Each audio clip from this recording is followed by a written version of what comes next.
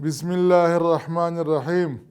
د افغانستان سرلوړی مجاهد او خپلواک ملته، السلام علیکم ورحمة الله وبرکاته.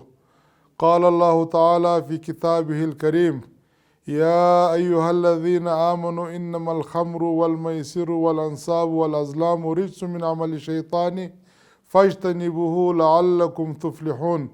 صدق الله العلي العظيم. د علی قدر امیر المؤمنین حفظه الله د 415 غنی فرمان پر اساس د افغانستان اسلامی امارت د نشي توکو کښت، تولید، قاچاق او خرڅلاو بنا کړی دی. د دغه فرمان پر اساس د کورنۍ چارو وزارت د نشي توکو سره د مبارزې معینت متحد دی، ترڅو د افغانستان د خلکو سره په همکاري د کوکنارو او چرسو د کښت د له منځه وړلو، د نشي توکو د تولید کارخونو د بندولو او د هغه کسانو په اړه چې د نشي توکو کښت او قاچاق ترسره کوي جدي او هراړخیزه اقدام ترسره کړي.